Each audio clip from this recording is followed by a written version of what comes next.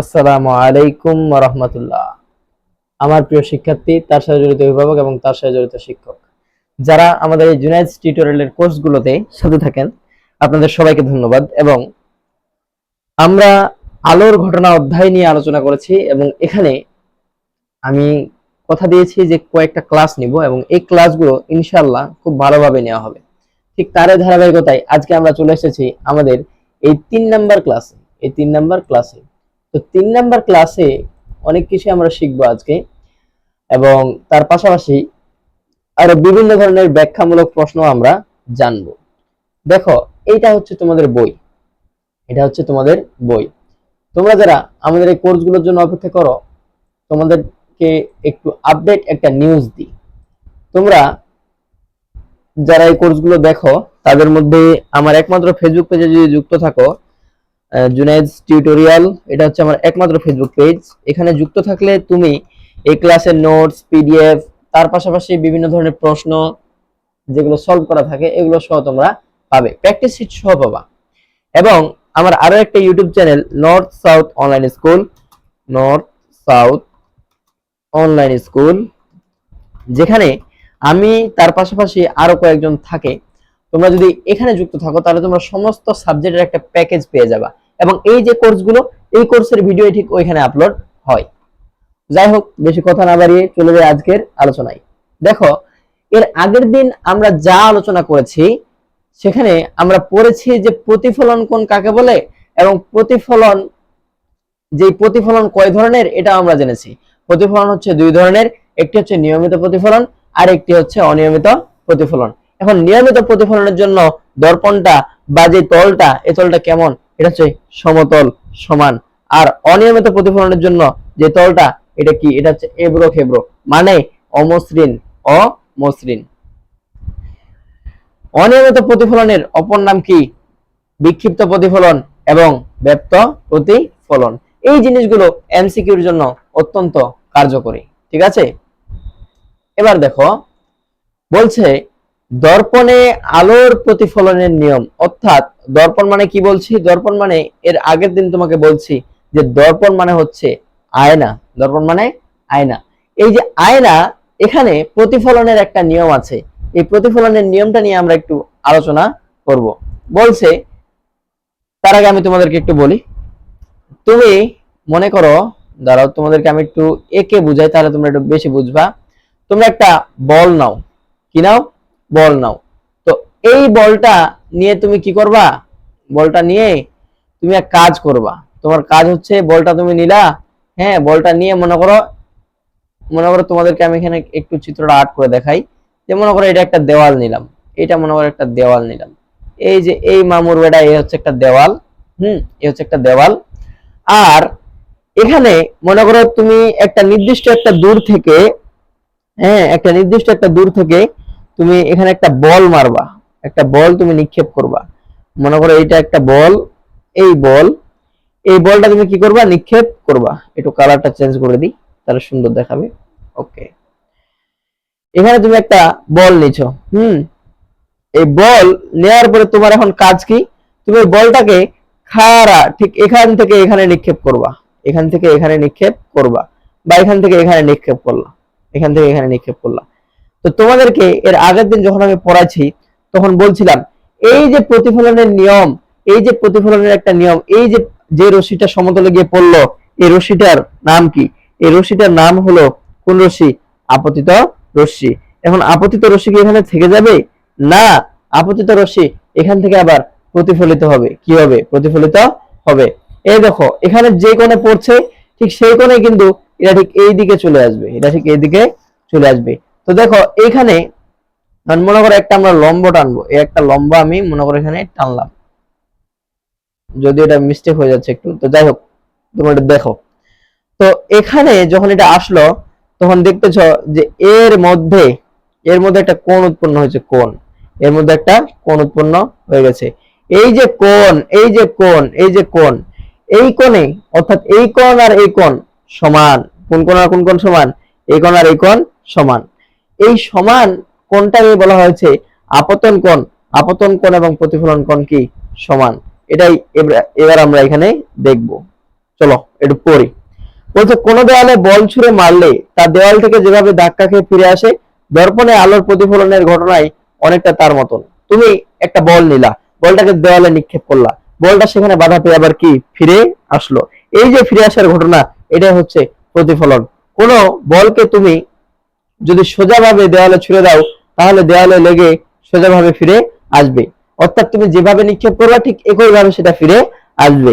দর্পণে আলোর পড়ার বেলাও ঠিক একই ঘটনা ঘটে। এবার পরের পৃষ্ঠার কাজটি করো। এখানে একটা চিত্র দিছে। তো চিত্রটা দিয়ে কি বলছে, দেওয়ালে ছোড়া বলের দিকের পরিবর্তন পর্যবেক্ষণ। একটি টেনিস বল নাও, এটাকে লম্বভাবে দেওয়ালে ছুঁড়ে মারো এবং দেওয়ালে আঘাত করে বলটি কিভাবে ফিরে আসছে, লম্বভাবে না অন্য কোনো পথে। এবার বলটি দেওয়ালের সাথে কোন করে ছুঁড়ে দাও, বলটি এবার কিভাবে ফিরে আসছে, লম্বভাবে না কোণাভাবে, এটা একটু পর্যবেক্ষণ করো। তো দেখো এই চিত্রটা আমি একটু তোমাদেরকে একটু বুঝাই দিই। তো মনে করো একটু ছোট করি, তাহলে আমার জন্য সুবিধা হবে। এই দেখো, এই হচ্ছে একটা রশ্মি, এই হচ্ছে আরো একটা রশ্মি। বলছে যখন তুমি এটাকে লম্বভাবে মারছো, তখন এটা কি হয়েছে, ঠিক লম্বভাবে লম্বভাবে কি ফিরে আসছে। আর যখন তুমি এটাকে এই কোণাভাবে মারছো, তখন দেখতে পাচ্ছ কি এটা ঠিক ওই কোণেই ফিরে যাচ্ছে।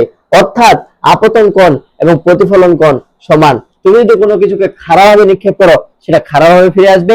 তুমি যদি কোনোটাকে বাঁকাভাবে নিক্ষেপ করো, সেটা বাঁকাভাবে ফিরে আসবে। এটি একটি কাজ। এবার দেখো বলছে, এই কাজ থেকে বোঝা যায় যে, অর্থাৎ এই কাজ থেকে আমরা বলতে পারি যে, কি বলতে পারি, 1 নাম্বার, বলটি সোজা ছুড়লে এটা সোজা ফিরে আসবে। অর্থাৎ বল যদি সোজা মারি, তাহলে সেটা সোজা ফিরে আসবে। বলটি দেওয়ালের সাথে কোন কোণ করে ছুড়লে সেটা ঠিক সেই কোণে ফিরে আসবে। বলটি যে কোণে ছুড়ে দেওয়া হয়েছে সেই কোণে ফিরে আসবে। এই দুইটা কথা একই। এই দুইটার মধ্যে যে কোনো একটা মনে রাখলেই হবে। এই দুইটার মধ্যে যে কোনো একটা মনে রাখলেই হবে। এবার বলা হচ্ছে, এইরকম ঘটনা ঘটে আলো যখন কোনো দর্পণে আপতিত ও প্রতিফলিত হয়। অর্থাৎ আপতন এবং প্রতিফলন কোণ কি সমান। নিচে কাজটি করলে এটা সহজে বুঝতে পারবে। বলছে দর্পণে আলোর প্রতিফলন, একটি দর্পণ নাও এবং একটি টর্চ লাইট নাও। এবার মনে করো এটা একটা মেঝে। এই মেঝেতে তুমি একটা দর্পণ নিচ্ছ, দেখো এটা একটা দর্পণ আর তোমার হাতে একটা লাইট। তুমি কি করবে, আলোক রশ্মিগুলোকে এখানে পতিত করবা। এখানে পতিত করার ফলে এগুলো প্রতিফলিত হয়ে উপরের দিকে গেছে। এই যে আলোক রশ্মি প্রতিফলিত হওয়ার যে একটা খেলা, আলোক রশ্মি প্রতিফলিত হওয়ার যে একটা নিয়ম, আলোক রশ্মির প্রতিফলনের যে একটা নিয়ম, এটাই হচ্ছে কি আলোর প্রতিফলন। এবার এখানে একটা নতুন একটা কথা আছে যে অভিলম্ব। অভিলম্ব অভিলম্ব ঠিক কি জিনিস? বলছে দুই তলের মনে করো এটা একটা তল, এর একটা তল, এটা একটা তল, এটা একটা তল। দুই তলের মধ্যবর্তী যে লম্ব আঁকা হয়, এর নামে হচ্ছে অভিলম্ব। অর্থাৎ দুই তলের মধ্যবর্তী যে লম্ব আঁকা হয়, দুই তলের মাঝামাঝি যে লম্ব আঁকা হয়, এর নামে হচ্ছে অভিলম্ব। এবং এখানে তোমাদেরকে আমি প্রথমে বলেছিলাম যে আপতন কোণ এবং প্রতিফলন কোণ সমান। অর্থাৎ আপতিত রশ্মি অভিলম্বের সাথে যে কোণে উৎপন্ন করবে, প্রতিফলিত কোণ অভিলম্বের সাথে ঠিক একই কোণ উৎপন্ন করবে। এই জন্য দেখো এখানে একটা সূত্র দিছে, এই সূত্র তোমরা এখন বুঝবা না, যখন আরেকটু বড় হবা, 9-10 পড়বা, তখন বুঝবা যে আপতন কোণ এবং প্রতিফলন কোণ ঠিক কিভাবে সমান। বলছে অবিলম্বের সাথে যে কোণে দর্পণে আলো পড়ে তাকে বলা হয় আপতন কোণ, আর অবিলম্বের সাথে যে কোণে দর্পণ থেকে আলো প্রতিফলিত হয় অর্থাৎ ফিরে যায়, তার নামে হচ্ছে প্রতিফলন কোণ। পরীক্ষা করে দেখা গেছে যে আপতন কোণ ও প্রতিফলন কোণ কি সমান। অর্থাৎ আপতন কোণ যদি হয় I এবং প্রতিফলন কোণ যদি হয় R, তাহলে I ইকুয়াল R, তাই না? তো যাই হোক, এবার দেখি আমরা 8 নাম্বার পার্টটা একটু পড়ি। দর্পণে সৃষ্ট প্রতিবিম্ব। তোমাদেরকে একটু বুঝাই যে দর্পণে প্রতিবিম্ব জিনিসটা আসলে কি। প্রতিবিম্ব যে একটা ওয়ার্ড আমরা উচ্চারণ করলাম, এই প্রতিবিম্ব জিনিসটা ঠিক কেমন?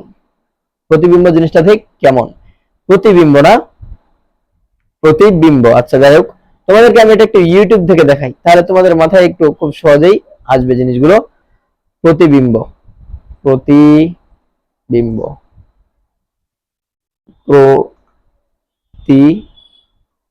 বিম্ব, প্রতিবিম্ব,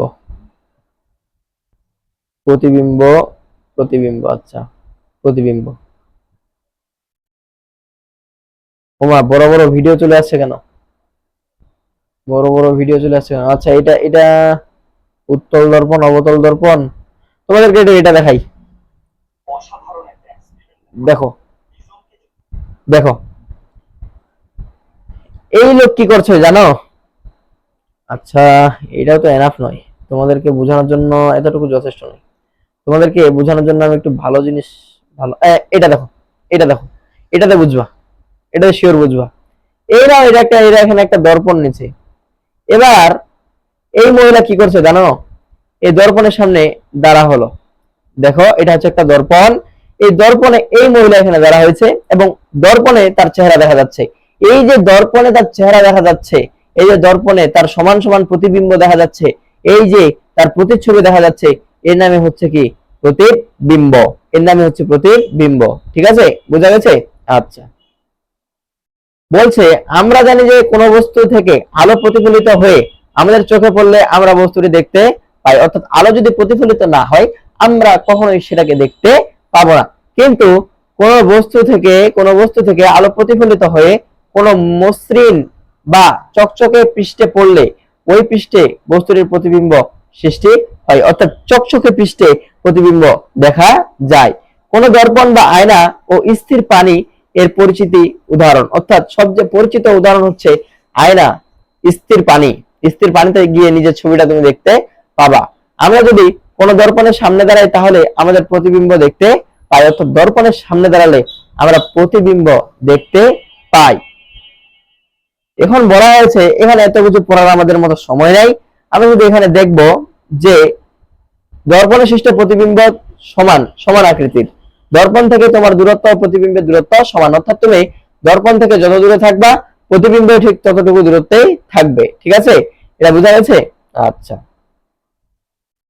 এবং প্রতিবিম্ব পার্শ্ব পরিবর্তন করে ডান বা বাম কার দিয়ে বিনিময় করে, তুমি ডান হাত নাড়ালে প্রতিবিম্ব বাম হাত নাড়াবে এবং তুমি যদি বাম হাত নাড়াও তাহলে সেটা ডান হাত নাড়াবে, অর্থাৎ ঠিক তোমার উল্টোটা সেখানে করবে। ঠিক আছে, তো যাই হোক, এই হচ্ছে আজকের আয়োজন। দেখা হচ্ছে পরবর্তী আয়োজনে। ততক্ষণ ভালো থেকো, সুস্থ থেকো।